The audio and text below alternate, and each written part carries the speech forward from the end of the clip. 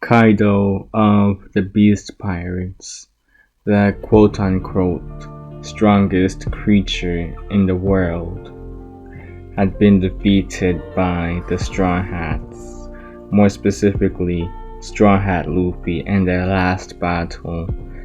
Kaido had fallen to the floor.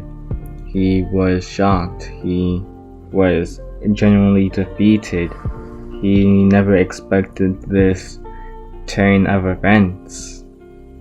He didn't know what to do at this point, but he didn't really get to have that option at all. Rather, the world government would immediately start to pursue the Straw Hats. The world government would have immediately invaded all of Wano at this point, and world government officials, they would look at the fallen Kaido and they would decide to get rid of this creature before he could ever come back and cause even more havoc. They would make sure to turn the lights off on Kaido, you could say.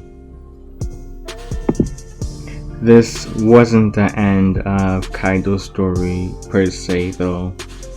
What ended up happening though is that although Kaido's lights would be turned off in this world, in this body, he would awaken to find that his hands were rather small now. He felt much smaller, lighter, and he was in a strange place. He would look up to see a woman with green hair. She was trying to comfort him in a way. She would be smiling at him for some strange reason. Kaido would have been confused, but he would notice that the woman picked him up as if he was a baby. Wait, small hands, small feet. He was so far off of the ground too. He could not believe this. He was reincarnated seemingly, and he was in a baby's body. He never honestly expected for this to be the case at all. Sure, he may have believed in Joy Boy, but at the same time, he was expecting that his reincarnation, the other sort, would probably be in a much stronger body at the very least. Not a baby's own. Well, then again, Kaido wasn't really sure about how the whole logistics of reincarnation worked. As a matter of fact, he wasn't even sure if the Straw Hat Boy was necessarily Joy Boy, whether it was his legacy that he was continuing, or he was genuinely the actual Joy Boy reincarnated. Or was this maybe Kaido's will in the form of this baby now? Honestly, he kinda doubted that last one. He genuinely believed that this was a real deal, that he and his memories, they had all been placed into this baby boy now. Well, he supposed that he could start over now. Looking back at everything that happened to him, Kaido realized he made a lot of mistakes in his life. He even messed up his own relationship with his daughter Yamato, all because of his pursuits when it came onto a stream of being Joy Boy. And when he found out that he wasn't necessarily Joy Boy himself, he planned on becoming the gatekeeper for whoever was possibly the next Joy Boy. In all honesty, Kaido regretted not getting a better relationship with his daughter back then. But seemingly he had a new family, and maybe with this family he could start over. He could become what he never was in his old reality, be less of a tyrant and more of a loving person, you could say. But maybe he was getting ahead of himself too much. Too ahead of himself. After all, he was still Kaido. But maybe this world worked a bit differently. Maybe there weren't necessarily pirates. Maybe he could live a nice, functioning, regular life, just being a bit stronger than the average person. Maybe this world didn't have to constantly rely on strength in order to make your way in this world. Who was he kidding, to be honest? He was still Kaido. Strength always mattered, but maybe it would take a bit of a backseat in this version of events, in this new reality. As time went on, Kaido would discover that his apparent name in this world was Azuku Midoriya. His mother's name was Inko and his father's name was Sasashi. This world worked a bit differently from how his original world worked. Apparently in this world there was this power known as quirks. It was somewhat similar to devil fruits in where you didn't necessarily know what sort of quirk you would have until you awakened it, like around the age of 4. Sometimes earlier, sometimes a bit later, but 4 was the median age apparently in this world. When it came on to devil fruits though, well, of course, you would usually have to eat them in order to figure out which devil fruit you got. You could probably also look at the devil fruit encyclopedia about the same time, and that was missing quite a few devil fruits. There were only so many devil fruits that had been listed so far in that encyclopedia, and Kaido never really bothered to read it. He was just fortunate enough to have been given the fish fruit from, well, Big Mom way back in the day. Kaido would also find out about how this world operated. Apparently, with this new development of quirks over the years, over the past couple of decades or maybe centuries, well, then people evolved with it, their culture and everything. Apparently, in modern days, there was a thing known as superheroes, whatever that meant. Apparently, this was an actual profession that you would even get paid for. They would usually be the ones to take care of the villains in this world. They would be the ones to fight the villains and apprehend them. There were more regular jobs as well in this world, such as police officers, firefighters, etc. But those were mainly for people who were born with weaker quirks or not even quirks at all. Kaido found this to be genuinely interesting. Being able to fight strong people and get paid for it.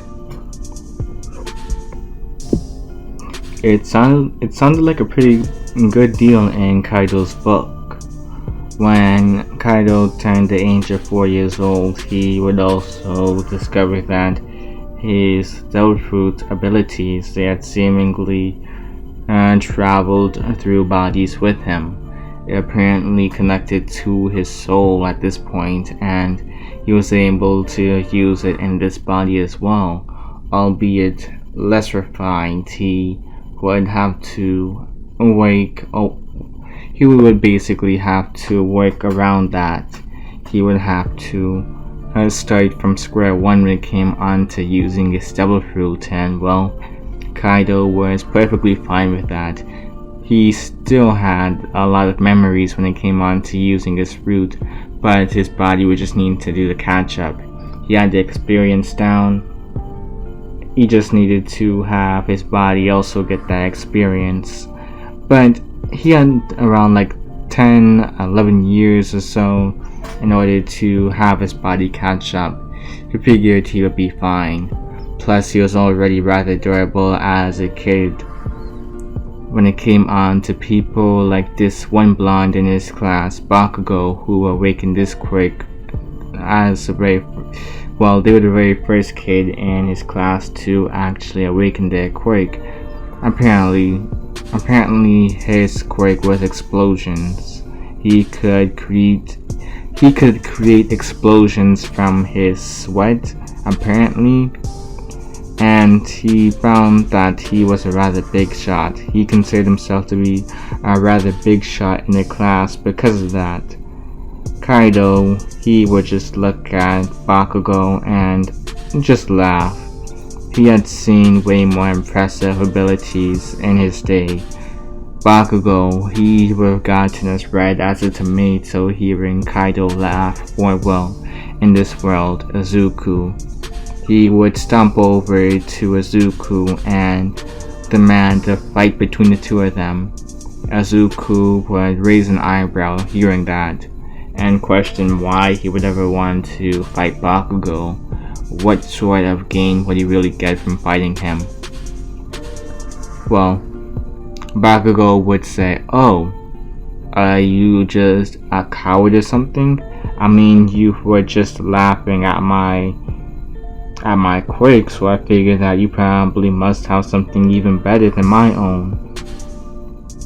Izuku, hearing this, he would actually think about it for a second and realize, you know what? He did offer. What am I thinking? Why wouldn't I take up the prospect of fighting this guy? It gets my blood boiled up after all. I do enjoy a good fight. So he would actually take up Bakugo's offer after he insisted a second time. When they got into battle stances around the playground, most of their kins were betting on Bakugo winning, but Izuku, he still had memories from his past life, so he would try to mimic some of his abilities from back then, though they were a bit sloppy, unrefined. He would have to get used to that as time went on, especially in this wide, smaller body. But as the fight went on, Izuku would just use fists, and that was pretty much about it. He would just be punching Bakugo in the face. Bakugo would try to use his explosions on Izuku, but Izuku would find that his skin was rather durable.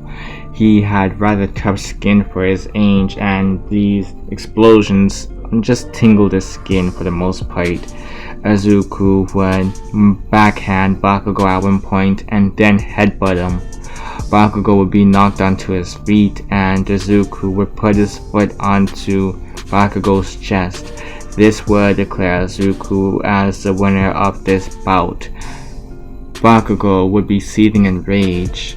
He couldn't believe that he had just lost to this kid who was seemingly quirkless at the time. He had yet to awaken his quirk, but he vowed to get his revenge. Eventually, Izuku would awaken what was seemingly a quirk, you could say, and apparently he could turn into a baby blue dragon. That was rather interesting in every teacher's opinion. A lot of them were figuring that Hisashi, Izuku's father, probably had a hand at this. Maybe he came from some sort of lineage where the quirks had some sort of relation to turning into dragons, but that was way back in the day, and it had managed to water it down to where it's just fire breathing, but Izuku managed to get the lucky draw. Or maybe it was just one of those complete accidents, a complete stroke of luck when it came onto quirks that Izuku managed to get a seemingly powerful one.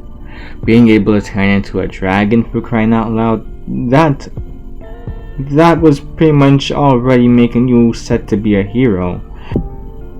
Teachers, they were trying to spoil Izuku, hoping to get on his good side throughout the years. But Izuku, he really didn't care about that. He just really cared about getting stronger, adjusting to this new body of his, and of course, fighting Bakugo made it a lot easier. Bakugo, he would always try to pick a fight with Izuku, pretty much always losing though, but it was still beneficial to Izuku. The more he fought, the more he could progress in his new body, get more adjusted to this body and its capabilities. Of course, it wasn't going to be to the same extent as his old life, where he was some sort of descendant from ancient giants, or at least supposedly. But when it came onto this body, he was seemingly completely human, so his capabilities, they were a lot more watered down. The fact that he could turn into a dragon was a plus, but it was whatever. He could apparently also do the same thing as his old life, where he could create clouds that he could step on, making some sort of false form of flying. He wasn't really flying, but he was hovering above the air most of the time. When he was younger, he could only go up a few feet off the ground, but as time went by, Izuku would find himself being capable of moving all the way to the top of the room. Sometimes he could even go into the top of a building just using his clouds. And it was kind of exhausting though. You would find that he would be exhausted from using his clouds in order to make it to the top of a building, but he was still able to do it nonetheless. Many kids would be amazed by Izuku's abilities. He was strong, he had a powerful quirk, he had a powerful transformation quirk, and it even had some abilities of an emitter class as well. He was able to create clouds. He was able to create solid clouds, more specifically, that he could step on and make his way to the top of buildings. And he was able to release blasts from his mouth, create plasma blasts that he could shoot down and use in order to attack his opponents. On top of the abilities that he already had, in the dragon form, he could even turn into a hybrid of sorts, which amazed people even more. This kid could turn into a hybrid. He had the best of both worlds, really. He could probably do a lot of things now. People would honestly root for Izuku. He seemed to be the best of them all. And the fact that he was more rowdy, at least in comparison to most kids, but at the same time having a bit more respect for the strong, that honestly put Izuku in their graces. The fact that he wasn't outright bullying people like Bakugo, but just being a bit of a rowdy kid. He was seen as just better than Bakugo. Bakugo would envy Izuku throughout the years, always trying to play catch up. He never understood why, but Izuku was just the main kid that he could never surpass. Izuku was like a wall for him that he could never climb above. Bakugo hated it, and he would try to evolve his quirk as much as possible, just in order to keep up with Izuku. Izuku would be showing up Bakugo each and every turn. As soon as Bakugo thought he had managed to gain the edge against Izuku, Izuku would be there to humble him right after. 10 years would pass, and Azuku and Bakugo, they were around the age of 14, same for most of their classmates as well. Their teacher, they would be walking into the room mentioning the whole fact that, well, he was aware of the fact that many of the kids, they would be thinking about their careers now, and it would be good to take these career aptitude tests, but the teacher would just laugh right after, throwing the papers into the air. He would acknowledge the fact that, well, many of these kids, they were probably going to try and become heroes. They all had amazing quirks in his opinion, and many of them probably could become heroes. Bakugo would be in the back laughing though. He would let everybody understand that they were in no position to be heroes at all. No, rather, it was this. He was probably going to become the #1 hero, while all the rest of these kids in the class, they would become B-list heroes, sidekicks at best. Not even B, more so D-list. A lot of the kids, they would be upset at Bakugo when they heard this. They would be riled up hearing Bakugo's statement. Their teacher would try to settle down the class, and he would inform them of the whole fact that Bakugo was planning on going to UA. Many of the kids did have to admit that Bakugo did have a pretty amazing quirk, and if there was anybody in this class who could make it into UA, it was probably going to be Bakugo. Their teacher would then mention the whole aspect of Azuku also planning on going to UA. Bakugo's puffed up chest and pride would have been deflated right at that moment, because he was aware of Azuku's strengths. He had honestly forgotten at that moment that Azuku was in the same class as him. He thought that he was able to have this moment to shine, but he guessed not. He supposed that this was Azuku's moment to shine, and he hated that. Azuku would be looked at by the rest of the class, and they would whisper, mentioning the whole fact that Azuku, yeah, he also stood a really good chance at getting into UA. If Bakugo could make it into UA, then Azuku would no doubt also make it into UA. He would probably be at the top of his class there at UA, although maybe academically he wasn't going to be all that up there. Sure, Azuku was strong, but when it came on to the academics, Azuku was pretty average at best. While everybody was talking about Azuku and his chances of getting into UA, Bakugo would be boiling. He would be seething in rage. Once again, Azuku had taken the spotlight away from him. He was so sick and tired of it at this point that he would walk up to Azuku and mention the fact that Azuku probably shouldn't go to UA. After all, this was Bakugo's hero school, not his. Bakugo was meant to become the #1 hero, not him. Bakugo this, Bakugo that. Azuku would just stop him in the middle of one of his sentences, and he would address the fact that if Bakugo wanted to become the #1 hero, then he should definitely show it. He should definitely put in more effort in terms of his training. Whatever he's doing right now apparently isn't all that effective, since Azuku was still able to keep up with him.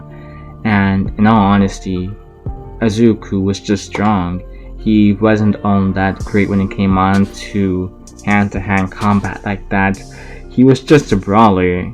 He never really studied anything like not jujutsu, but taijutsu or capoeira. None of these things. But in Bakugo, he was trying to improve himself to be something like a legend of sorts. Something bigger than reality. Azuku would let Bakugo know that those who let themselves believe that they're all that are usually the ones that die first. the ones that die early. He knows from experience. Bakugo would question this. What did Izuku mean by he knew this from experience? What, was Izuku some sort of killer, or had he met people throughout the years who ended up dying all because of the fact that they had inflated egos? Whatever Izuku meant, Bakugo wasn't all that concerned. Izuku would leave the classroom once the bell rang, and many of the students, they would just continue talking about Izuku. Bakugo would try to cover his ears about it and just hang with his goons for now. Izuku, he would also be walking home around this time, and he would be going through a tunnel at one point. While walking through this tunnel, hoping that it would be a shortcut in order to get home today, a sludge villain would actually appear from one of the manholes in that part. They were trying to take over Izuku's body, but Izuku would quickly turn into his full dragon form and blast a plasma cannon at the sludge villain, burning them. They would be left as some form of vapor for the most part. Most of their body had been turned to vapor, and the little amount left, it was like boiling water. Izuku would just call it a day right after and continue walking home while the sludge villain was in pain and agony. All Might would arrive on the scene not too long later and apprehend the sludge villain, or what was left of the sludge villain. Izuku would go on to train for the next 10 months in terms of using his quote-unquote quirk. Although he did find it to be interesting, the fact that even in this world, Izuku still suffered issues from going into the water. He had issues with swimming. It was like an innate fear or something along those lines. He did not necessarily know why, considering the whole thing about this not even being a devil fruit anymore. But he guessed it was just trauma from his past life affecting him even now. He had a fear of drowning, and because of this, he never properly learned how to swim. He just felt very, very weak when it came on to being in the ocean, especially knee deep. He always felt weaker in the ocean than on land, so Izuku would constantly avoid it, especially with him being able to walk around in the sky. Yeah, he had absolutely no need to be able to learn how to swim.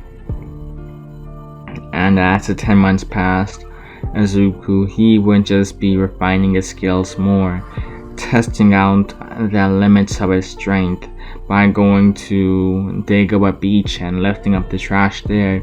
He wouldn't be doing his deeds for the most part, although really, most people would see it as him doing a good deed, but Izuku, he was just doing it in order to see just how much he could lift at once, see just how strong he really was in this new body.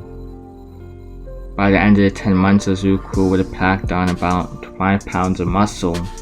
He was already rather muscular as it is, but the training at Deku Beach helped, he supposed. 5 pounds was 5 pounds. He was probably weighing around 180 to 200 pounds, and around 50 to 60 pounds of that was muscle. So that extra 5 pounds, it really wasn't all that much in the long run. He had also taken this opportunity in order to grow out his hair. It now reached his shoulders, and he was actually beginning to lock up his hair. He figured, why not, for the most part? Why not do it in order to give some sort of recognition to his old life? his old life as one of the Yonko, one of the most feared pirates in the world, Kaido of the Beast Pirates. But in this version now, in this new world, of course, he went by Izuku Midoriya, and he was doing things very differently. He had a family after all, a family that loved and cared for him. So Izuku figured, why not try and respect this new life? Why not treat it as something completely new?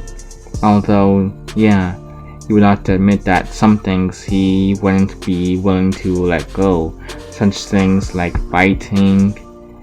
But he figured that, if he could get paid for fighting in this world, then why not? Why not become a hero?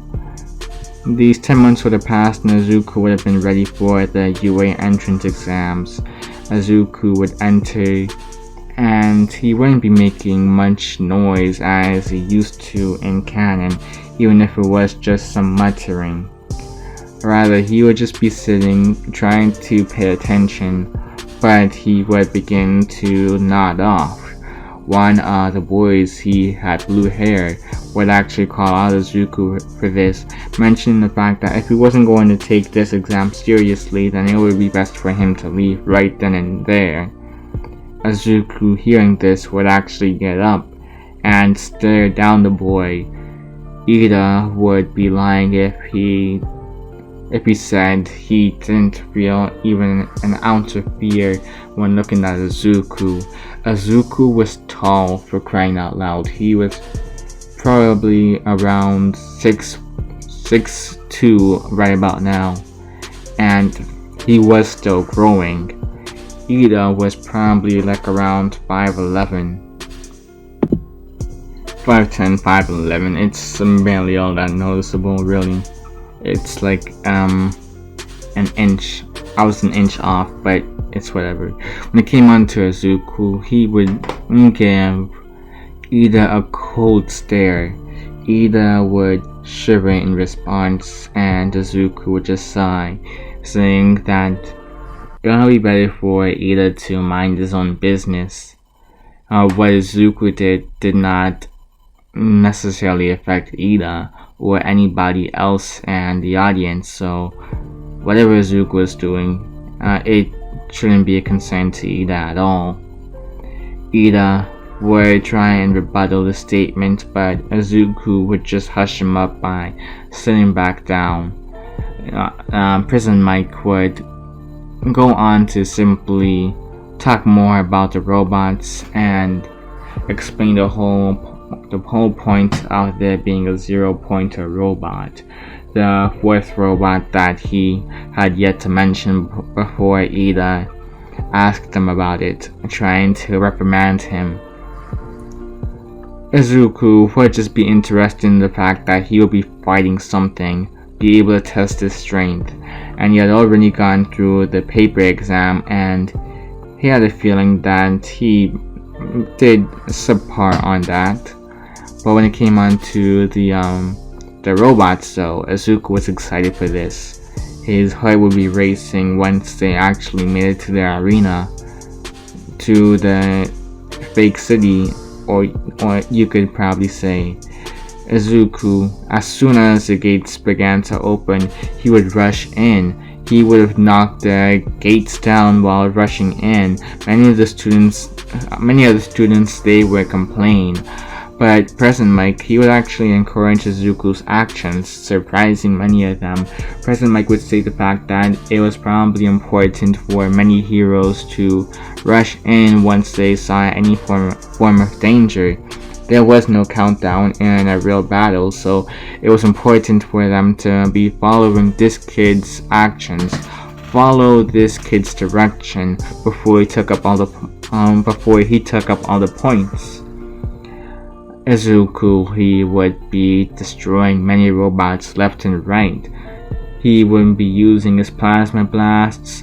He wouldn't be running into some robots, tearing through them, and many of the students or candidates, I should say, they would just be staring at Izuku in awe.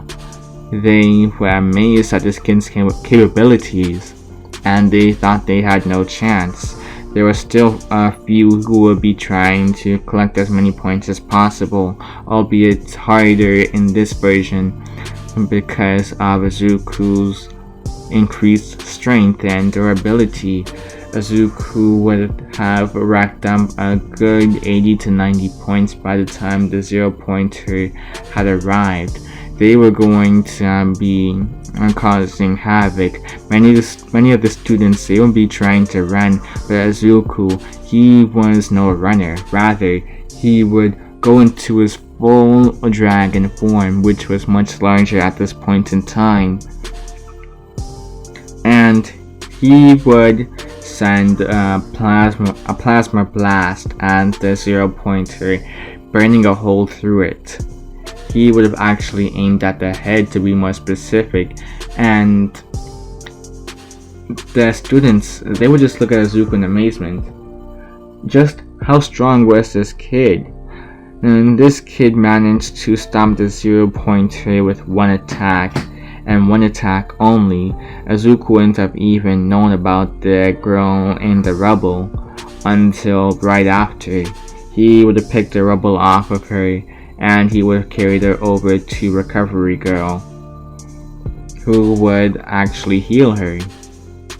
Izuku would keep the fact that he just wanted to fight the creature, fight the 0-pointer, just to see how strong it was, a secret, since he figured it would be best and that maybe it would put him in good graces with Yue.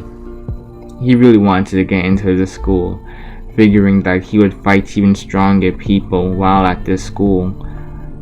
But, well, if he didn't get into UA, or if there weren't really all that strong amount of people at UA, he probably had a good chance of learning some new things, and he would be probably becoming a good hero when he was ready.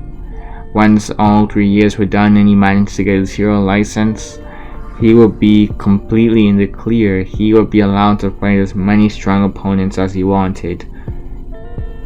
So Izuku, even if he wasn't able to fight strong opponents during his time at UA, he would still survive.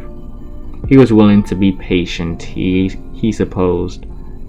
He had no doubt that he made it into UA, and the letter would even confirm it. Izuku had managed to find his way into first place. He already managed to gain around 85 villain points while fighting off all of those robots, which Nezu would seriously applaud Izuku for. But when it came on to the whole fact that he rescued that girl, that gave him an extra 60 points, which would put him at around 145 points total. That was seriously impressive in their eyes. The only person that really managed to get anything higher than that was All Might, and that was only by around 5 points. All Might managed to get 150, Izuku managed to get 145. Izuku, his chest would be bloated up. He would puff his chest up with pride hearing that, and he figured that his next goal was to surpass the one known as All Might. During the first day of UA, Izuku, he would be kind of lost when it came on to finding his class. He would have to ask for directions, and eventually he would find Ida and Bakugo bickering with each other.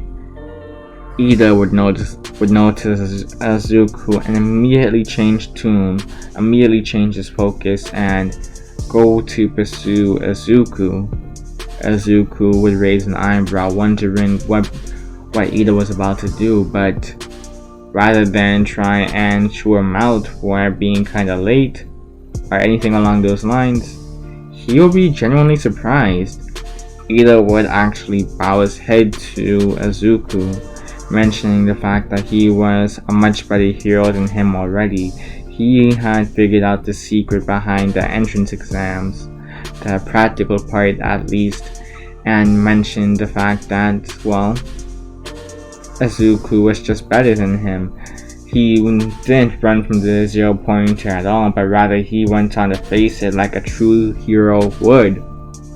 And Izuku, he would sweat drop. He really wasn't expecting for this to be how Ida was going to respond.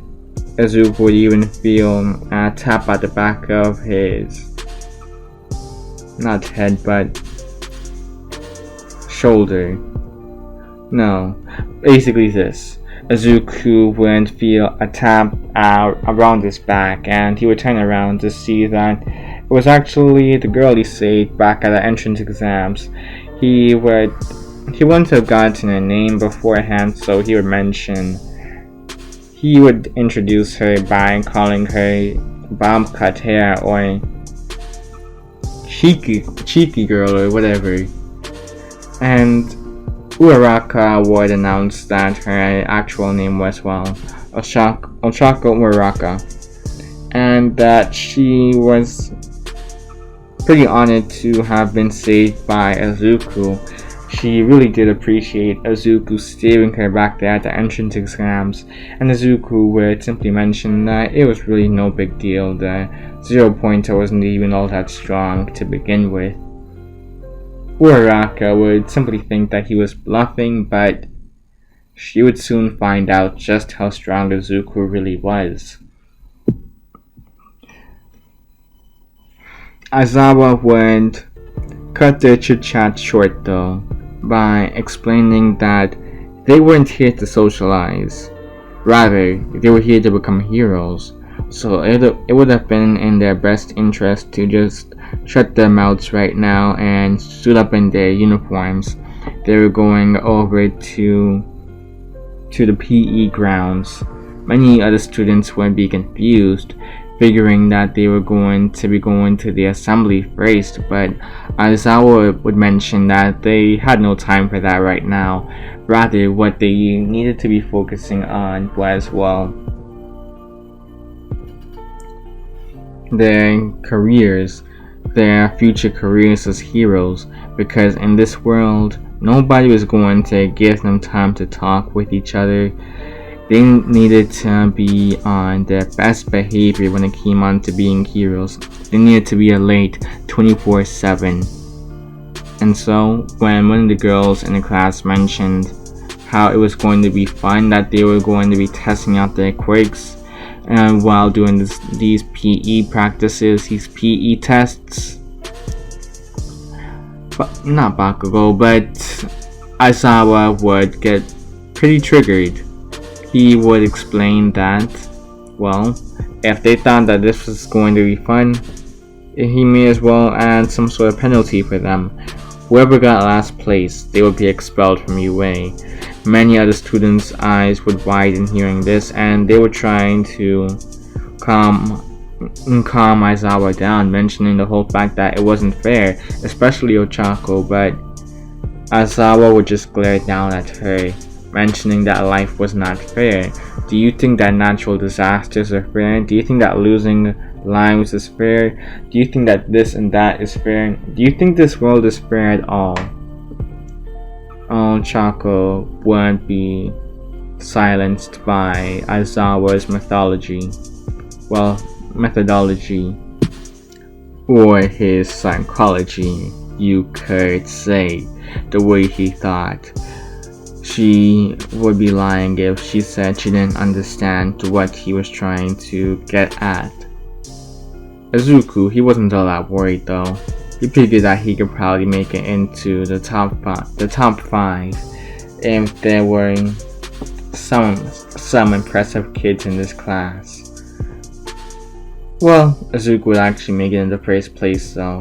The only exams that he really didn't manage to do all that great and get first place in, to be more specific, would be the 50-meter dash and the side-to-side jumping test, alongside, well, their throwing contest as well.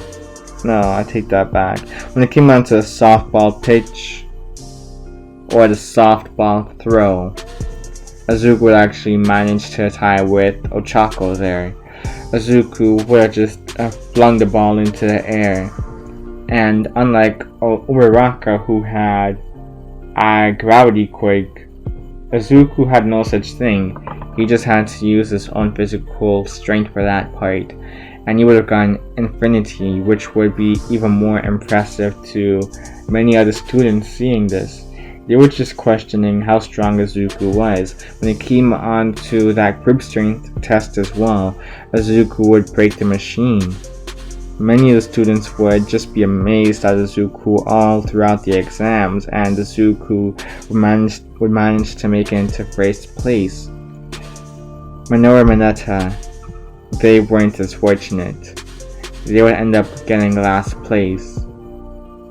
Aizawa would look at the boy in disdain, but he would actually allow the boy to stay in the class.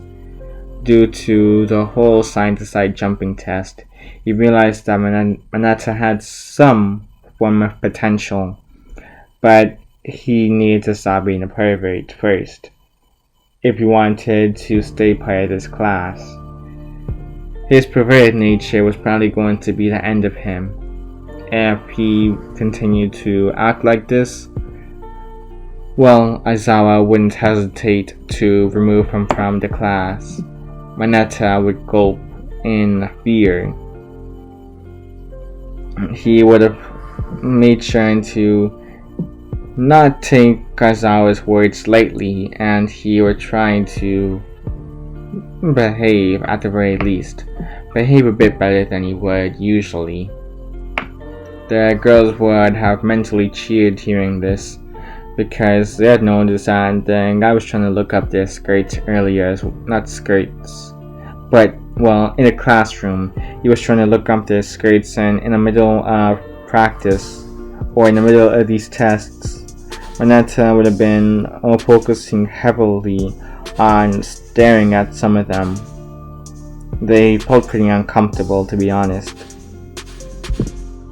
Izuku, he wasn't all that impressed, to be honest, but when he found out that he would be fighting other kids during the next hero class, which was actually being taught by All Might of all people, that was another story. Izuku was extremely excited. He wanted to fight the strongest people within the class, and the people who had been shown to be the most impressive so far were, well, Bakugo, and this one kid who had candy cane hair, you could say. One half of his hair was white while the other was red, and he had this scar around one of his eyes as well. It seemed to be like a form of burn mark, maybe? Izuku wasn't completely sure, but they seemed to be rather strong. Sure, there was this one female in this class who managed to rank pretty high in the quirk exam, but, well, her quirk was creation, so it was more so that she had hacks rather than actual strength. So he didn't really counter all that much. There was another boy by the name of Kirishima who had a hardening quirk, and Izuku found this to be pretty interesting. And just how hard could he make his skin? Just how much tolerance could he take? Just how much could his skin take before it lost its hardening? Izuku was really interested, and he remembered having hockey back in his original world. He was trying to learn to master that in this world as well. Once he saw Kirishima, he figured that it would be pretty good to start to get a grasp on that as well now. To be honest, he actually kind of forgot about hockey in this world, simply because of the fact that many of the people, they were just so weak in comparison that he never really needed to use hockey, but he figured it would be useful to have one of these days, just in case he had to fight something that was similar to a logia, and he didn't want to get into one of those altercations where it's that they weren't necessarily strong, but it's just that their abilities allowed them to evade his punches, his regular attacks, his plasma breaths, his regular attacks basically. So if he had hockey, he was testing this theory out. Maybe he'll be able to hit those ethereal people, these people that could become gas-like objects, or just turn into different elements. He wanted to test that theory out. He hoped that it would work in this world as well, being able to use hockey in general. I mean, if he could have his devil fruit abilities in this world, then it wouldn't be all that big of a stretch to believe he could have hockey in this world as well. Izuku, he wouldn't be given a chance to really learn how to use hockey again though in his fight, due to the whole fact that he was fighting Bakugo and Ida. Bakugo he had fought against multiple times before, and he had basically known all his tricks up until now. Bakugo, he would have tried to use something pretty sly though, a bit of a trick though, which came from his gauntlet. Apparently he could store up sweat in that gauntlet, and he could, well, use that in order to create a large enough explosion. He was trying to detonate it on Izuku, hoping it would do something, but all it really did was just push Izuku back some. Izuku wouldn't even be forced into his hybrid form, which honestly enraged Bakugo. Bakugo was thinking that this would at least force Izuku to do something, but Izuku, he would have just tanked it. Izuku would walk over to Bakugo and slam him into the wall before flinging him away, treating him like some sort of ragdoll. Bakugo couldn't believe how much he had just been disrespected here. Izuku would just knock him out right after, not really seeing him as worth his time. Izuku would follow Ochako all the way up to the top floor, where they would find Ida trying to hold the bomb. Well, he was trying to run away from Ochako with the bomb in hand, but, well, once Izuku managed to make it up there, it would have just been game over for Ida, because Izuku, he would walk over and just stomp on the ground. The amount of force created from that would actually break a bit of that ground and cause vibrations all throughout the floor, which would cause for Ida to lose his balance. In the end, Izuku would just walk over and touch the bomb, although at the end, sure, the heroes may have won. Momo would mention that Izuku and the way that he did everything had a lot of flaws in it. There were many things that Izuku could have done better in the exam, that even All Might would admit as well. Izuku, he understood where Momo was coming from, but he also understood that he didn't care. As far as he was concerned, he won, and that's all that mattered in the long run. The Kins would go on to select their class president the next day, and they would actually elect Ida, since he seemed to be the most calm and collected one out of the whole group, and would even be the whole cafeteria incident where Ida would actually go on to prove his worth. The Kins would honestly have quite a liking towards Ida after that moment.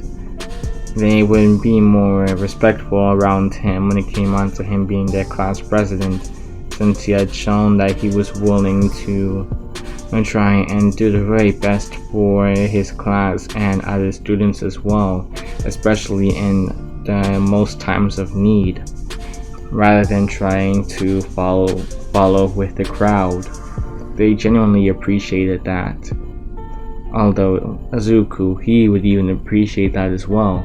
He saw it as pretty manly in his opinion.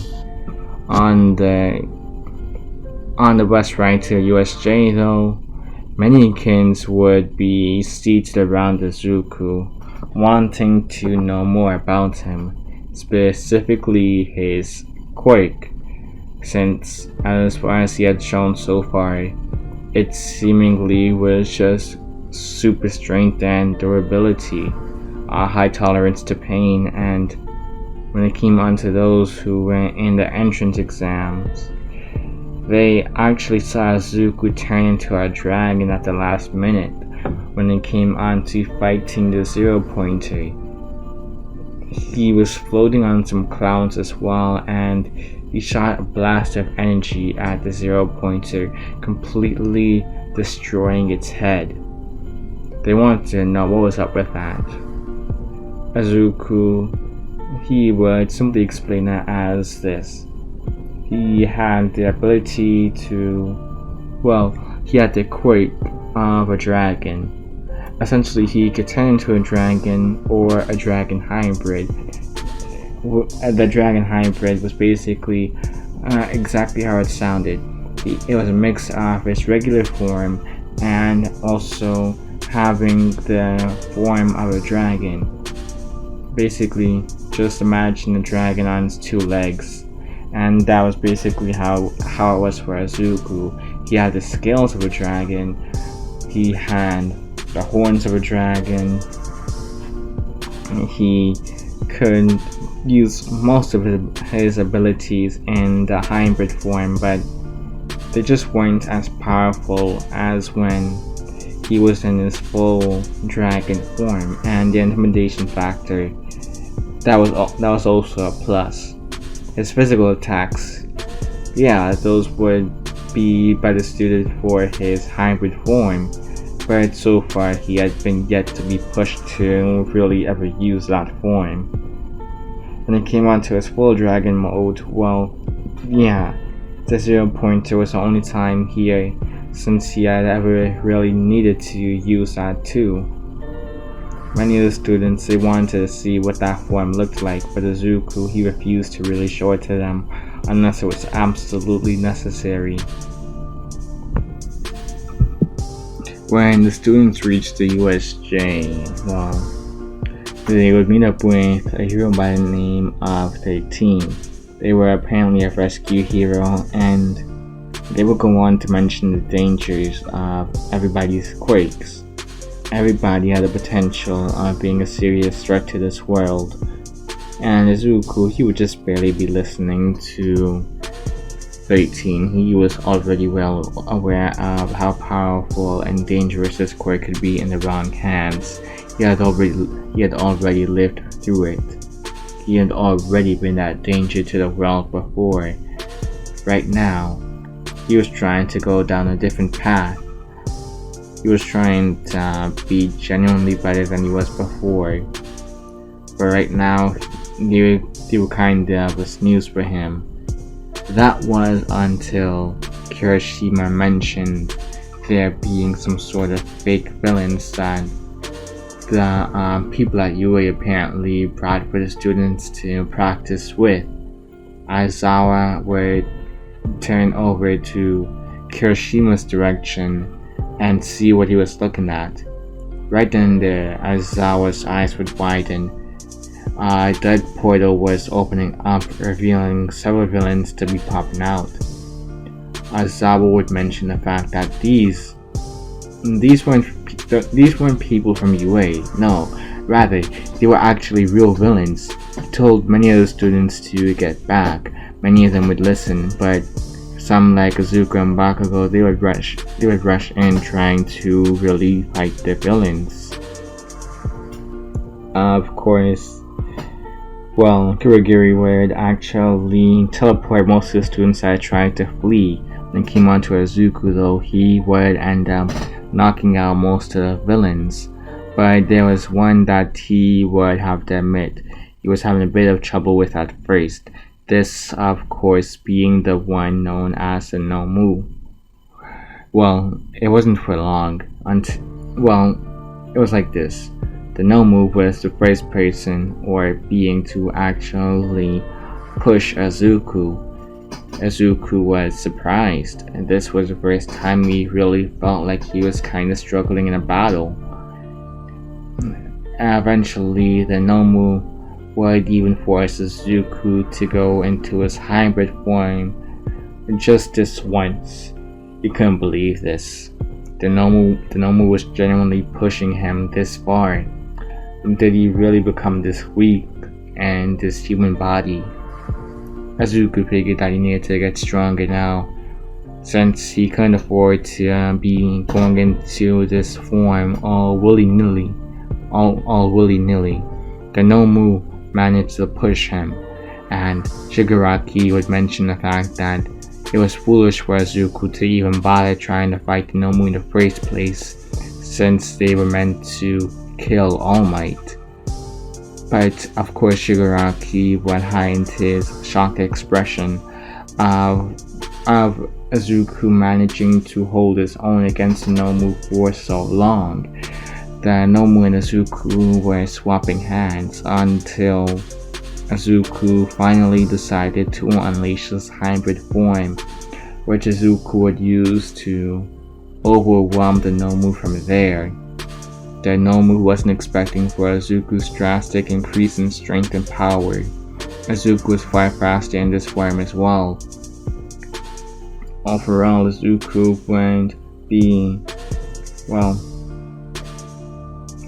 would be overwhelming the Nomu's regeneration and its, shock absorption.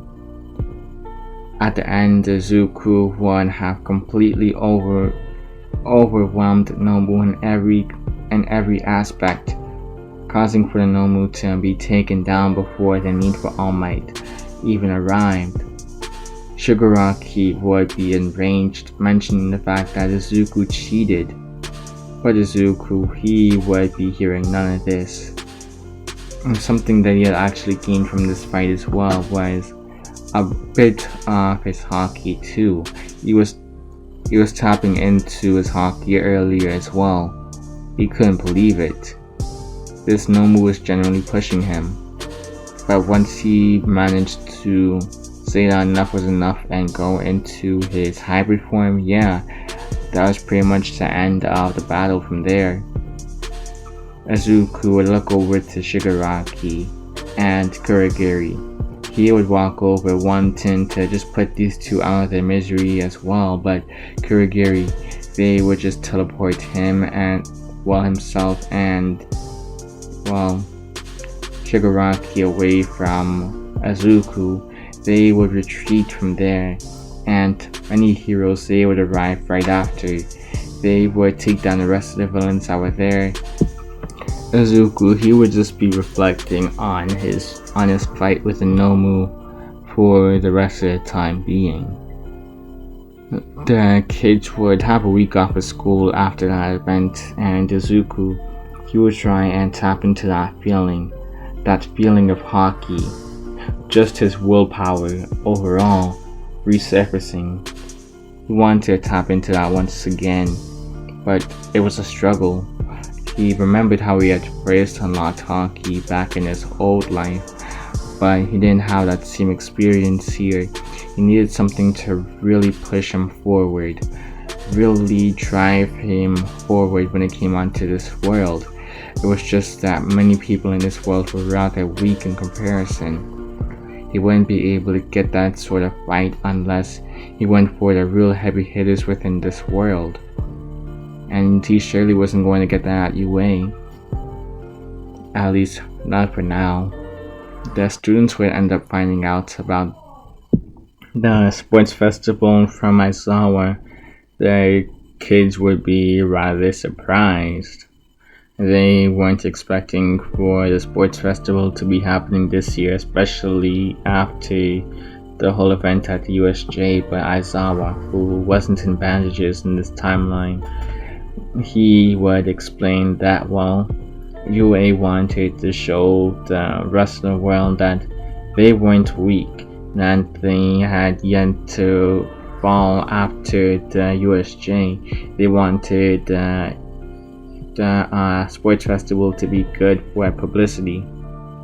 After all, they were already under some tension with the press after what happened at the USJ, but they mentioned the fact that nobody got hurt though. And with the sports festival, it would be showing just how capable the first years were. Izuku would honestly accept that reasoning. He could understand where Nezu was coming from with that sort of reasoning, and he wouldn't even complain. Many of the students, they would still complain, but there wasn't really much that they could do. They just had to train and prove themselves worthy, prove what they were capable of at the sports festival. When the students were trying to leave class later on in the day, they would find that the door was basically being crowded around by, it was basically being blocked by a large crowd of students from different classes. Bakugo would think that these kids were here to assess the competition, that of course being 1A, ever since he found out that 1A had experienced fighting real villains. They thought that they were probably better than them, and so they were going to try and see what this sort of competition was like. They figured that, well, maybe Class 1A would be kinda above the rest in terms of capabilities, and Bakugo would, well, let it be known that he really was above them. He would show his cockiness towards many of his fellow students in Class 1A.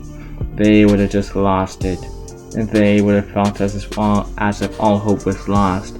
Bakugo was basically making enemies with the rest of their fellow students.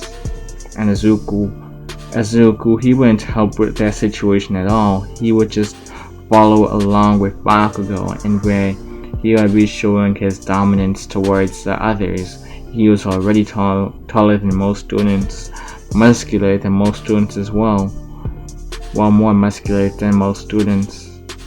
And although when the kids would try to speak up, saying that this was apparently Class 1A, he thought that they were going to be better than this, but he guessed that he was wrong. Izuku would look at him, stare him down, and unconsciously release a wave of Conqueror's Haki. It wasn't all that strong, but it was enough to send shivers across everybody's backs. They would make way for Izuku and Bakugo, and they would just make their way out to the classroom. Many of the students within Class 1A, they would just be in dismay after what both Bakugo and Izuku had just done. They had basically made Class 1A a living target, a moving target of sorts. And if Class 1A didn't want to fall behind during the sports festival, they would have to make sure they tried their absolute best, trained even harder than usual. And that's exactly what they would be doing, and when it came on to the sports festival, Izuku would actually be the one to be making the announcement. He would apparently be the class representative for this part. The students of Class 1A, they would be scared as to what Izuku was going to say. They had some hopes that he wouldn't be like Bakugo, and where he would just try and challenge all the students, but, well, they were semi-right and wrong at the same time. Basically, Izuku would say this: he would let every student within all of the classes know that he was going to try and win first place in all of the sports festival. Now, if there was anybody here who was willing to go against him, then by all means, go ahead. He wanted them to try their absolute best, show them that they were strong in their own way, show that they had their own capability of becoming strong, show that they were strong in their own way and not just some form of weakling that needed somebody else's protection. Some people needed to win in order to show that they were strong, and that was the same way for Izuku as well. He needed to show these kids what 1A was really about. So if anybody here was capable of investing him in a fight, then prove it.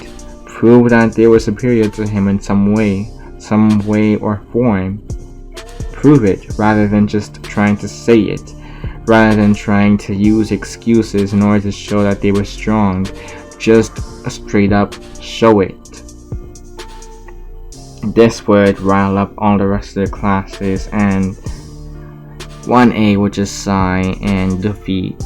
They honestly didn't know what they would be expecting from Izuku, but they supposed that Izuku's speech was better than Bakugo's own, where they figured he would just say, "Oh, I'm going to win." That was probably going to be what Bakugo's speech was going to be, that with a little bit more flamboyance or him screaming a whole lot. Throughout all of the sports festival, Izuku would simply dominate. During the obstacle course, Izuku wouldn't even bother going into his hybrid form. He would just stick to his regular form and use that in order to get by. He would show that he was physically more powerful than most of the students, and he would be tearing through most of the robots. He would jump past the whole canyon part of the exam, and when it came onto the minefield, Izuku would just run through it. This would surprise President Mike. He would be wondering what was up with this kid Izuku, and he would be asking about his quirk as well. Did he have like some sort of superior super strength? To that, Aizawa would actually say that Izuku could turn into a dragon, similar to Ryukyu in a way. Except, well, Izuku is also able to release powerful plasma blasts. But Izuku, for some reason, he wasn't showing that at all. He wasn't showing any of his forms, which would honestly surprise President Mike even more. He had a transformation quirk. He could turn into a dragon, and he wasn't showing it at all. But why? Aizawa, he didn't really know the answer to this question, but he did come up with a hypothesis. He came up with a theory of sorts. This theory being that Izuku wanted to see just how powerful the rest of the classes were, and if he were to go into his hybrid or full-on dragon form, he would just be able to blow away the rest of the competition way too easily for him to get an assessment to the rest of the kids. And that would be pretty bad in Izuku's book. He wanted to understand the strength between himself and the other kids, rather than just being the one to dominate all of the exams. Sure, he probably was already dominating as it is already, but that's only off of his base strength. He needed to get an understanding for where the rest of the kids were, as far as base strength goes, and how far they could keep up with him in base form, so that he could maybe team up with them later on in the future. Which was partly right, mainly the fact that Izuku wanted to get an assessment of everybody else's strength throughout the exams. Of course, when it came on to the cavalry battle, Izuku would just team up with Ochako and Tokuyami. Hatsume as well. He didn't really care about the group at all, to be honest.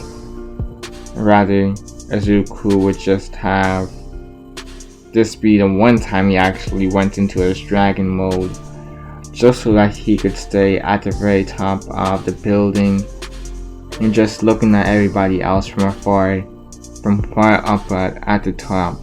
He'll be watching everybody fighting each other over headbands while he comes to 10 million head points. Well, the 10 million points wrapped around his forehead in this form at the very least. You'll just be watching until the time went off. Nobody was able to actually reach as far as Izuku. Sure, there was Bakugo and not Tokuyami, but Todoroki, but they were too busy battling each other.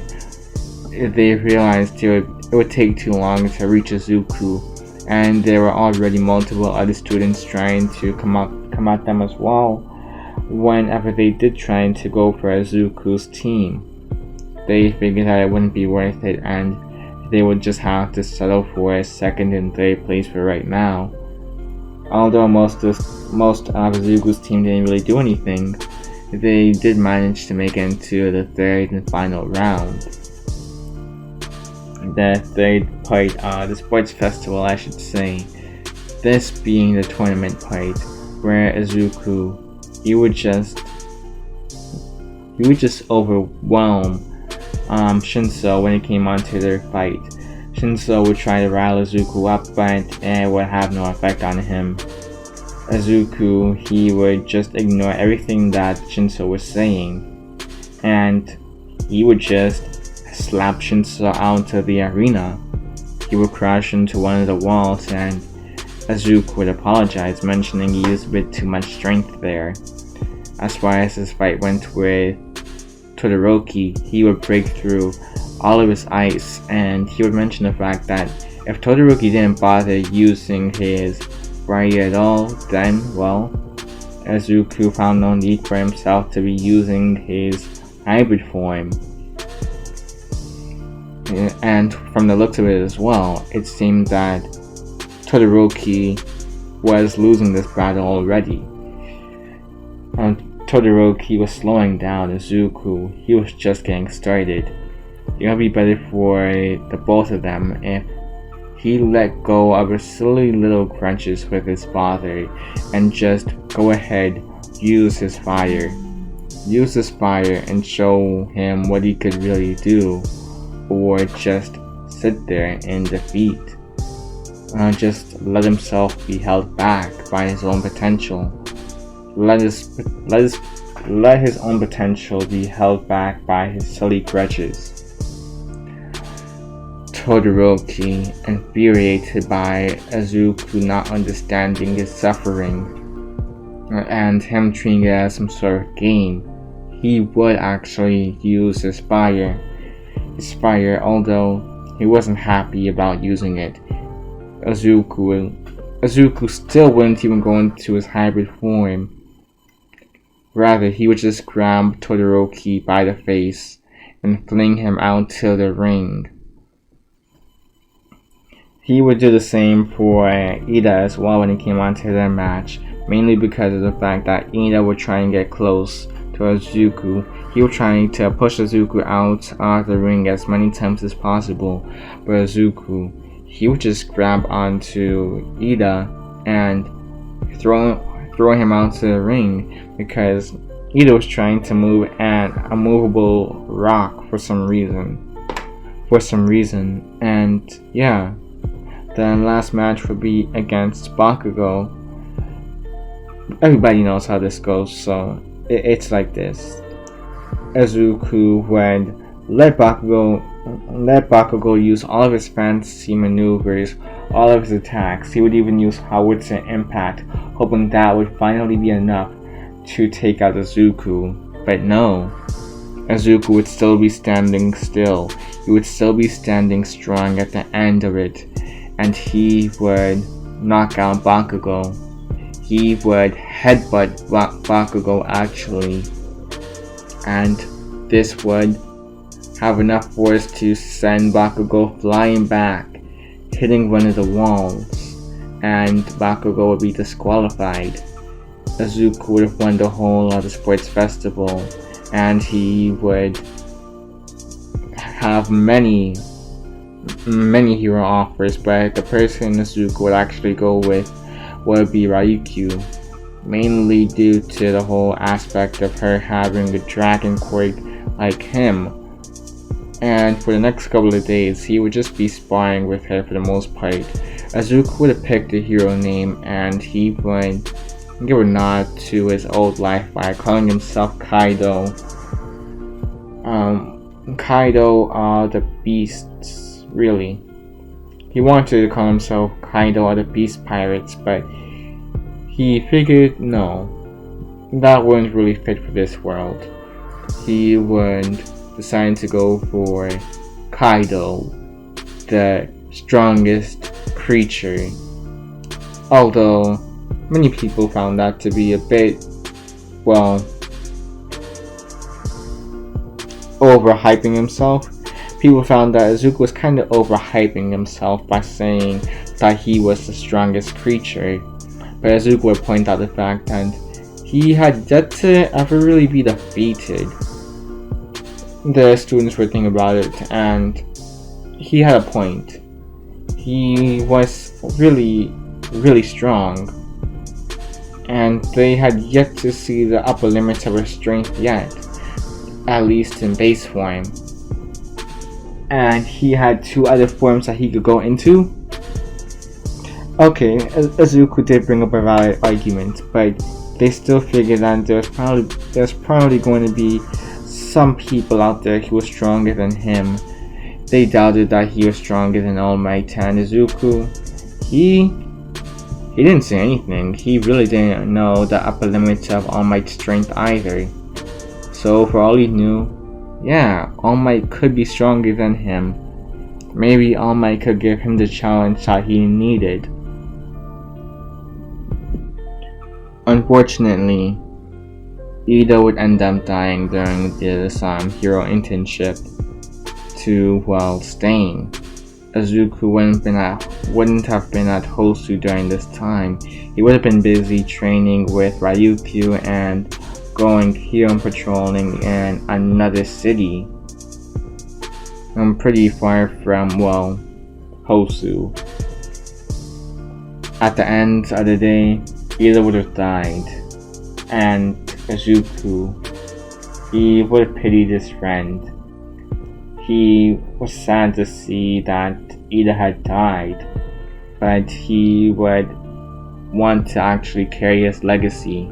He would decide to make sure to become even stronger, become the number one hero, to become the next number one hero for the both of them.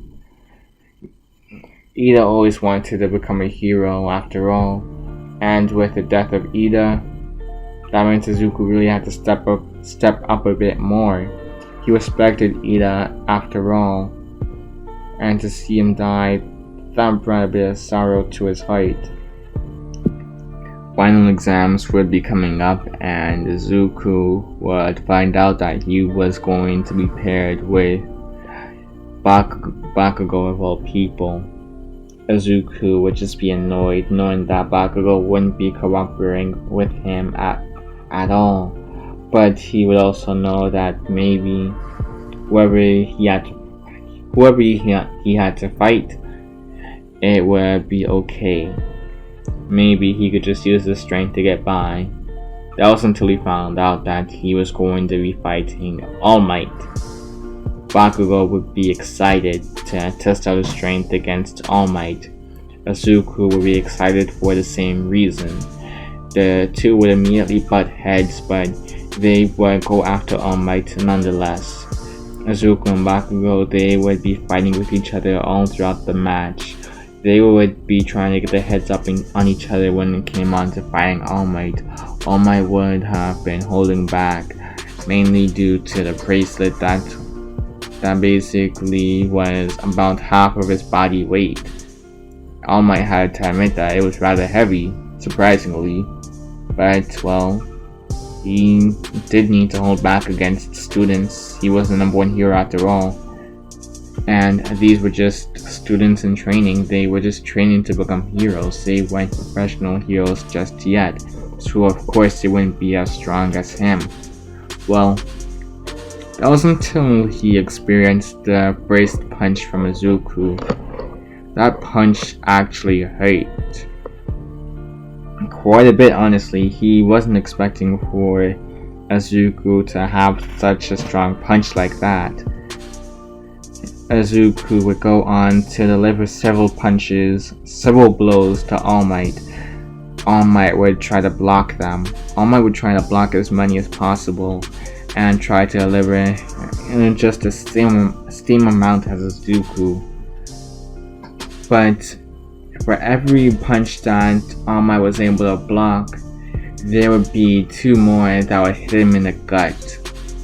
All Might would start to cough up blood at one point as well.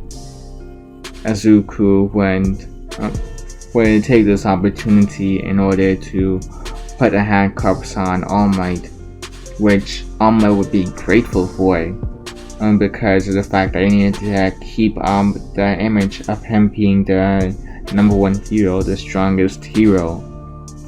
And to be defeated by a student, All Might did not want to admit that, but All Might didn't want to admit this, but Izuku was probably one of the closest to ever really defeating him, and he had a feeling that even without the bracelet holding him back, he still would have had a tough match against Izuku. Izuku and Bakugo, they would have passed the final exams, and even for those two did not pass the final exams, whether it be because of them failing the practical part or the written part where they had to answer questions, which Izuku, he did pretty average and he managed to get a C for that, like a 75. The teachers, they would actually be holding those students back and having them do like summer classes while they were at the mountain resort. Izuku, he had no problem with this. He didn't have to actually, go to those summer classes at all, and he was able to train more. He could probably do a lot of stuff at that mountain resort. He could probably have a lot of practice with his quirk be done in these woods, and on the way there, Aizawa would actually stop the car. Not the car, but the bus midway. He would have the students get off the bus and he would drive off without them. Many of the students would be confused until they saw Pixie Bob introduce herself and, create several date monsters. Izuku would crack his knuckles, excited for this new match. He would go in and fight as many of the date monsters as possible. He would be tearing through them so easily that many of the students, they would just pile up around Izuku. They would just line up behind Izuku, just watching him fight as many of these robots, these date monsters as possible, until they managed to defeat the very last of them. Izuku would have to admit he had a pretty good workout from this. Many of the students hearing the word workout would be shocked. They saw how strong these creatures were, and Izuku was going through them as if they were literally just dirt, not like they were real monsters or anything. And Izuku had to say that this was a good workout. What kind of thing was Izuku on? They got that he had a dragon quirk and all, but he didn't even go into his dragon form, not once during any of those fights with the dirt monsters. Some of the students, they fought these dirt monsters and they had a very tough time against them. But Izuku, he mentioned it being a good workout. They were confused as to just how strong Izuku really was.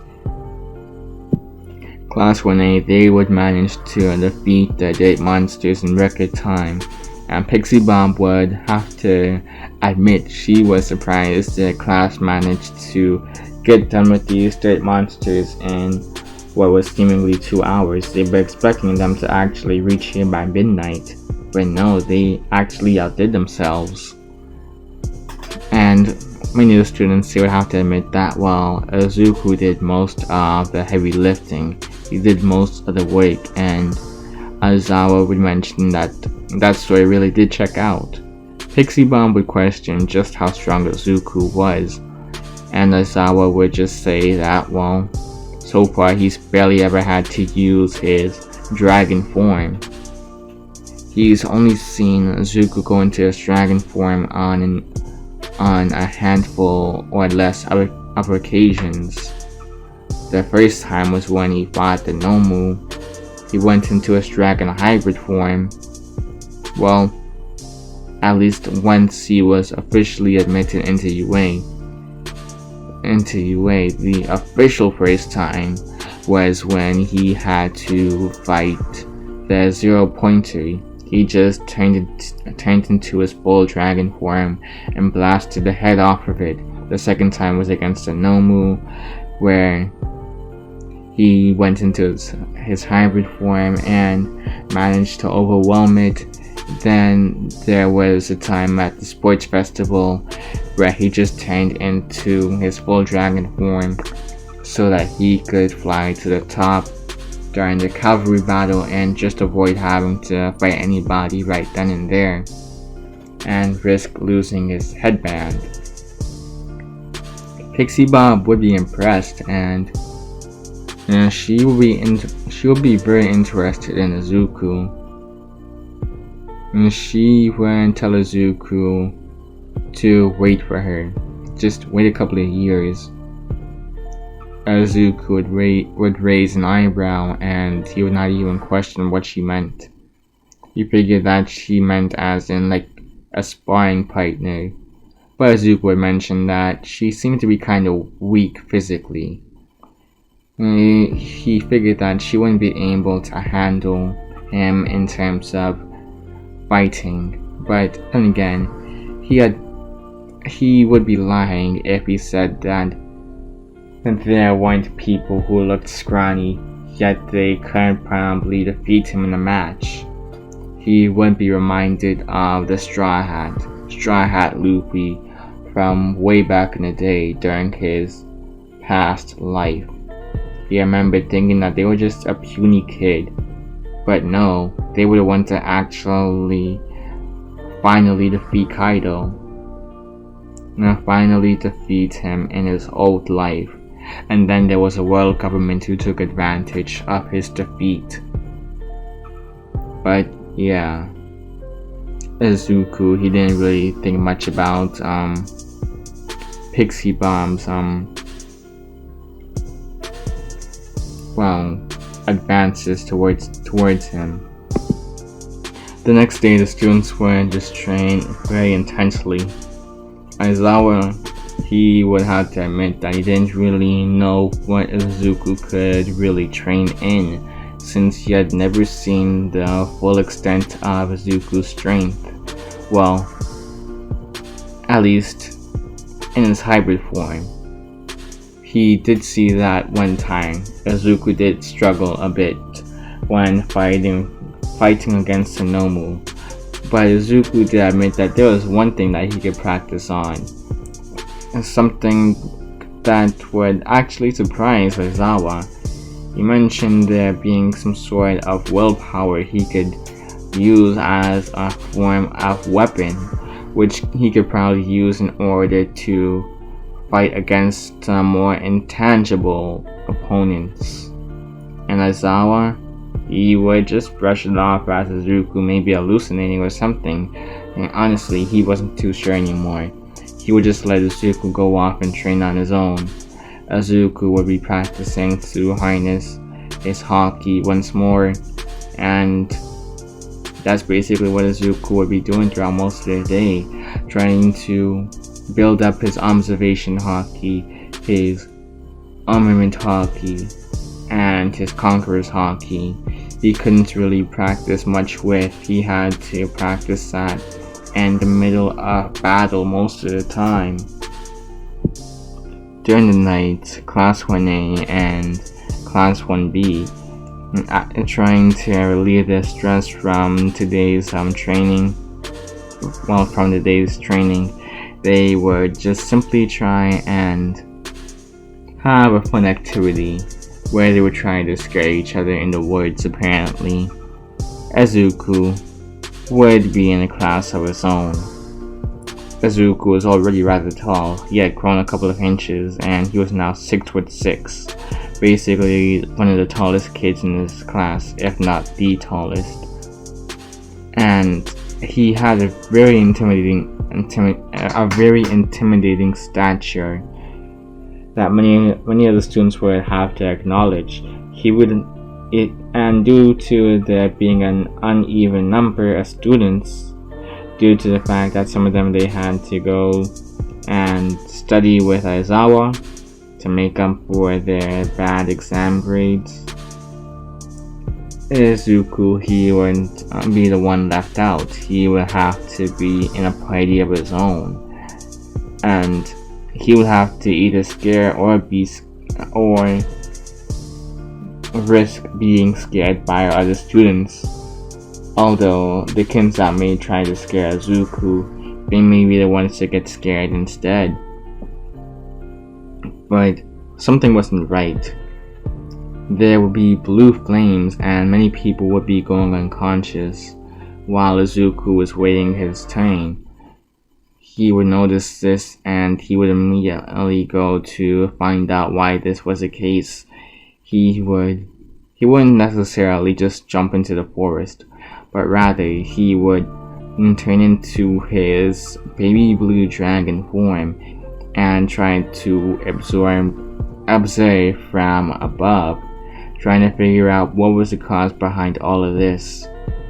He would find Kota, and they were basically rather scared.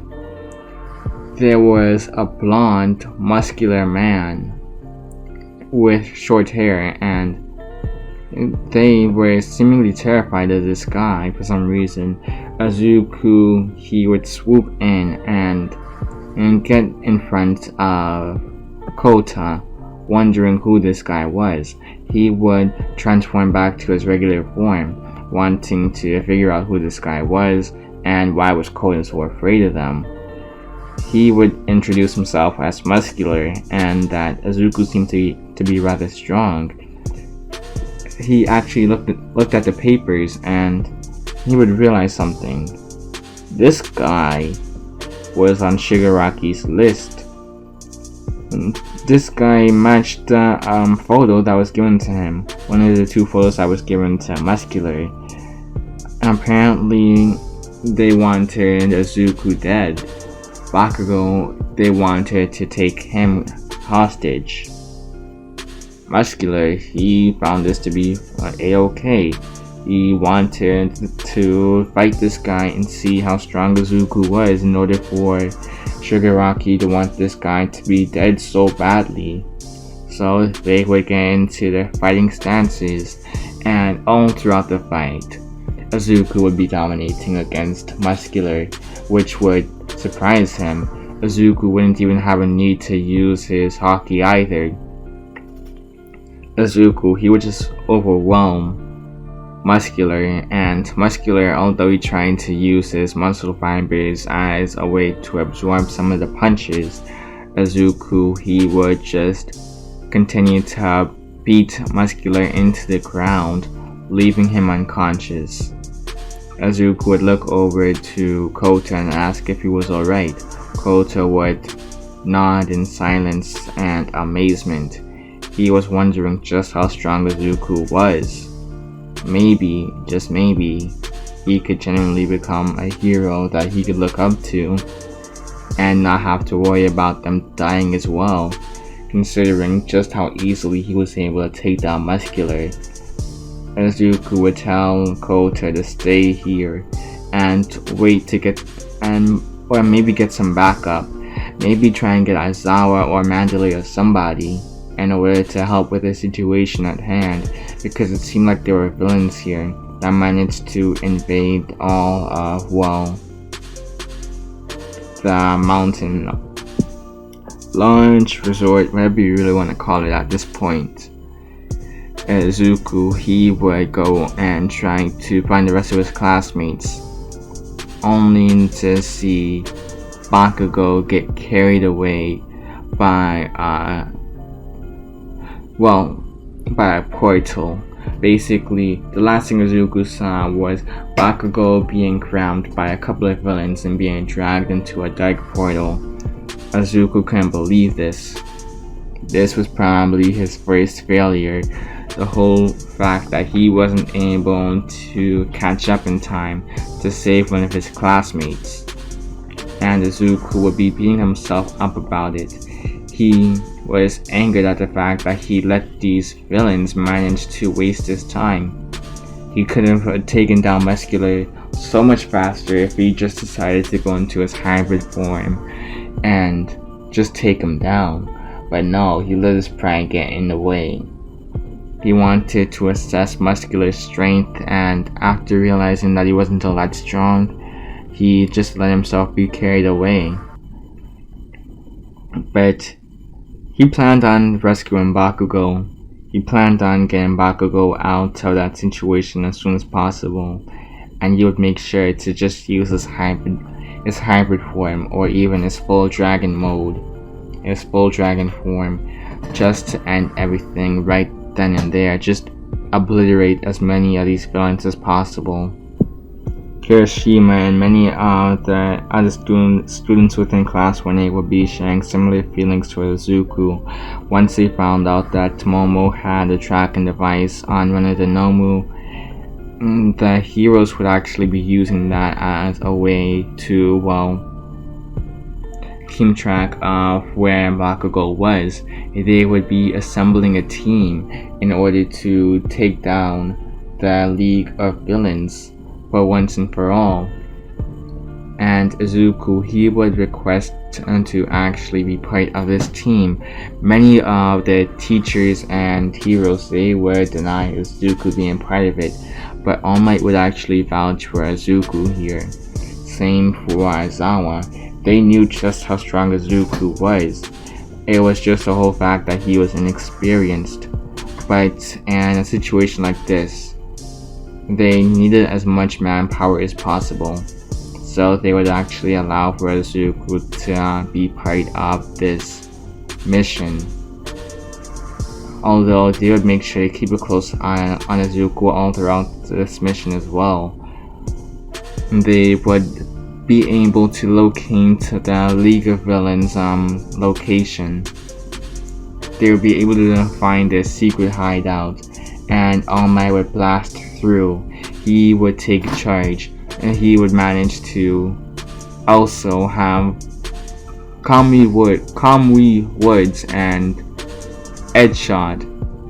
Each of them would be able to subdue many of the villains, although Bakugo and a couple of these villains, they would still manage to get out of All Might's sight, thanks to All For One using a teleportation quirk in order to bring them close to him.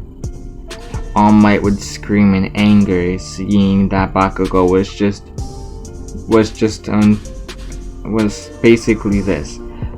Basically that Bakugo slipped from between his fingers. He could not believe this. He was so close, but yet so far.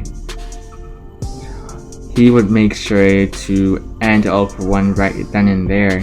Once he saw him, once they met eyes, or once All Might saw All For One once again while looking for Bakugo, they would get into an altercation. Although All Might would be losing here, thanks to the fact that he was weakened from All For One, and he had given away his quirk to Mirio at this point as well. All For One would recognize that All Might was getting weaker. He was getting slower. But right at this moment, Izuku would jump in. He would have been in his his hybrid form. He was taking the back seat for the most part up until now. But now he realized that All Might couldn't necessarily contend with this guy as much. But maybe if they tag teamed him, then they will be able to defeat this guy for good. All Might would be hesitant, thinking that Izuku could risk getting his quirk taken by All For One. But Izuku, he would just immediately hop in. He would go on to fight All For One. All For One would be pushed back. He was surprised at the amount of strength this kid had. He was, he heard about the fact that they managed to defeat his Nomu back at the USJ, but he figured that was just a fluke. Now he was seeing it for real. He was experiencing the strength of this kid firsthand, and he had to admit, he was shocked. He wasn't expecting for this kid to be so strong. Just what was this kid made out of? Was he some sort of lab experiment by the Hero Public Safety Commission? Some sort of clone of All Might or something? Izuku would deny all of it. He would just say this one thing and one thing only, that he was the reincarnation of Kaido of the Beast Pirates. All For One didn't really know what to say. He didn't know what Izuku was talking about, but he didn't have time to think about it for all that much longer, because All Might would get back into the fight as well, and the two of them, they would be tag teaming All For One, overwhelming the man until they finally defeated All For One. And that's how we end the story. Izuku and All Might would manage to defeat All For One. From there on, life would be completely different. Izuku would be recognized for his feats, and from there on, many other villains would be off the streets. They would be too afraid of the heroes, and Izuku would go on to become the #1 hero as well. And that is basically the 2-year anniversary. Peace.